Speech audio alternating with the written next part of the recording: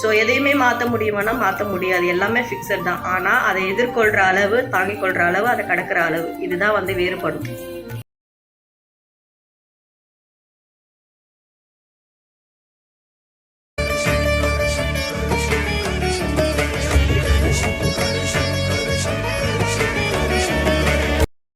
பழைய Jackie Chan படம், Bruce Lee படம், குங்கு படம்லாம் பார்த்தீங்கன்னா ஒரு சீன் கம்பல்சரி இருக்கும். என்னென்னா இப்படி பண்ணுவாங்க, அது வந்து அந்த ட்ரைனர் மாஸ்டரை பார்த்து இப்படி பண்ணுவாங்க. ஒரு ஃபினிஷிங் சீனில், ஓப்பனிங் சீனில் இந்த சீன் கண்டிப்பாக இருக்கும். இப்படி கை வச்சுட்டு இப்படி பண்ணுவாங்க. இதுக்கு பேர் தான் கணேச முத்திரை. நமக்கு வந்து பண்ணாத விஷயம், நம்மக்கிட்டேருந்து கற்றுக்கிட்டு போன விஷயம் அவங்கெல்லாம் பண்ணி நல்லா பலன் படைச்சிட்ருக்காங்க. ஸோ இதில் என்ன அப்படின்னா, விநாயகர் சதுர்த்தி வருது இல்லையா? ஸோ இறை வழிபாட்டில் விநாயகர் சதுர்த்தியில் இந்த கணேச முத்திரையை பயன்படுத்தி பலன் பெறலாம். எப்படி அப்படின்னு வரும்பொழுது, நம்ம ஜென்ரலாக வந்து விநாயகருக்கு வந்து நிறைய விஷயங்களெல்லாம் பூஜை பண்ணுவோம், படைப்போம், எல்லாமே செய்வோம், எல்லாமே ஓகே தான்.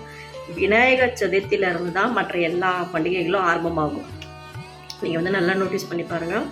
விநாயகர் சதுர்த்தி வந்த பிறகு தான் மற்ற எல்லா பண்டிகைகளும் வந்து ஒன்று ஒன்றா அடுத்தடுத்து வந்துக்கிட்டே இருக்கும். ஸோ இந்த விநாயகர் சதுர்த்தி ஏன் அப்படின்னா, ஒரு விஷயங்கள் வந்து ஒரு தடையை நீக்கக்கூடிய ஒரு வழிபாடு தான் விநாயகர் வழிபாடு. நம்மக்கிட்ட ஒரு தடை இருக்குது, அந்த தடைகள்லாம் நீங்கணும் அப்படின்னா நம்ம யார் முதல்ல வணங்கணும்? விநாயகரை தான் வணங்கணும். ஸோ அந்த விநாயகரை வணங்குறோம், ஓகே. ஜென்ரலாக வந்து நம்ம என்ன பண்ணுவோம், 2 கை கூப்பி தான் காமனான வழிபாடு பண்ணுவோம். சிலர் இப்படி கை வச்சுப்பாங்க, சிலர் இப்படி பண்ணுவாங்க. ஆனால் ஒவ்வொரு தெய்வத்துக்கும் ஒவ்வொரு முத்திரைகள் உண்டு. அதில் முதன்மையான முத்திரை தான் இந்த முத்திரை. இது பேர் வந்து கணேச முத்திரை. ஸோ இந்த முத்திரை வந்து நம்ம நேராக உட்கார்ந்து இந்த முத்திரையை பயன்படுத்தி விநாயகர் பெருமானை வழிபாடு செய்யும் பொழுது கூடுதல் பலன்கள் கிடைக்கும். தோஷம் தோஷம் தோஷம்னு சொல்கிறோம் இல்லையா? இந்த தோஷம்லாம் எப்படி வருது? நமக்கு உடல் ரீதியாகவும், மன ரீதியாகவும், பொருளாதார ரீதியாகவும் பிரச்சனை. ஸோ இதுதான் மேஜர். இதுக்கு என்ன ரீசன்னா, நம்மளோட பாடி சப்போர்ட் பண்ணாது ஒர்க் பண்ணுறதுக்கு. இன்னொன்று மென்டலாக வந்து நம்ம ரொம்ப அஃபெக்ட் ஆகிட்ருப்போம். இன்னொன்று உடல் ரீதியான ஒரு சோர்வு தன்மை, எல்லாமே வந்து நமக்குள்ளே தான் இருக்கும்.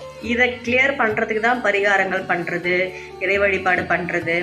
ஸோ எதையுமே மாற்ற முடியுமானா மாற்ற முடியாது, எல்லாமே ஃபிக்ஸட் தான். ஆனால் அதை எதிர்கொள்கிற அளவு, தாங்கிக் கொள்கிற அளவு, அதை கடக்கிற அளவு, இதுதான் வந்து வேறுபடும். ஸோ அந்த அடிப்படையில் இறை வழிபாடு செய்யும் பொழுது ஒவ்வொரு தெய்வத்துக்குமே ஒவ்வொரு முத்திரைகள் உண்டு. ஸோ அந்த முத்திரைகளை நம்ம கரெக்டாக பயன்படுத்தி பண்ணும்பொழுது நிறைய விஷயங்கள் வந்து நமக்கு ஒரு மாறுதலை கொடுக்கும். நம்ம உடலில் இயங்கக்கூடிய ஆர்எஸ் தாங்க மேஜரு. அந்தந்த தெய்வத்துக்கு அந்தந்த முத்திரைகளை பயன்படுத்தி வழிபாடு செய்யும் பொழுது பலன்கள் குயிக்காக கிடைக்கும். ஸோ அது வந்து எந்த ஒரு முத்திரை ஆனாலும் 96 நாட்கள் நீங்கள் கண்டினியூஸாக நீங்கள் செய்யணும். ஸோ 1 முறை 2 முறை செஞ்சுட்டு பலன் எதிர்பார்க்குறதெல்லாம் வேஸ்ட்டு.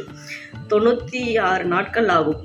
எந்த ஒரு முத்திரையும் வந்து நீங்கள் ரெகுலராக செஞ்சுக்கிட்டே வரும்பொழுது வருஷக்கணக்காக இருந்த தடைகள் எல்லாம் நீக்கக்கூடியது தான் முத்திரையோட பலன்கள். ஸோ அந்த அடிப்படையில் உங்களுக்கு நிறைய பிரச்சனைகள் தடையாக இருக்குது, எல்லாமே தடை, வாழ்க்கையே போராட்டமாக இருக்குதுன்னு நினைக்கிறவங்க இந்த விநாயகர் சதுர்த்தியில் நான் சொன்னேன் இப்போ இந்த கணேச முத்திரையை பயன்படுத்தி விநாயகர் வழிபாடு செஞ்சு பாருங்கள். கண்டிப்பாக அன்னிலேருந்து கணக்கு 96 நாள் நீங்கள் கணக்கு வச்சுக்கோங்க.